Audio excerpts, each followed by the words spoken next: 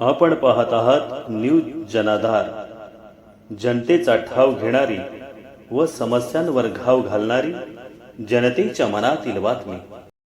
ताजे अपडेट्स पाहण्यासाठी लाईक करा आणि सबस्क्राइब करा। शहापूर तालुक्यात महावितरणचा भोंगळ कारभार, विजेची तार अंगावर पडून म्हैशीचा जागीच मृत्यू। शहापूर तालुक्यातील मौजे खैरे येथे धक्कादायक घटना समोर आली आहे। आज 20 ऑगस्ट 2026 रोजी सकाळी सुमारे 8 वाजेच्या सुमारास विजेची तार अंगावर पडल्याने एका म्हैशीचा जागीच मृत्यू झाला आहे। ही म्हैस खैरे येथील शेतकरी गजानन जयराम धारवणे यांच्या मालकीची होती। अचानक घडलेल्या या घटनेमुळे शेतकऱ्याचे मोठे आर्थिक नुकसान झाले आहे। या घटनेनंतर महावितरणच्या शेनवे विभागाच्या कारभारावर प्रश्नचिन्ह उपस्थित झाला आहे।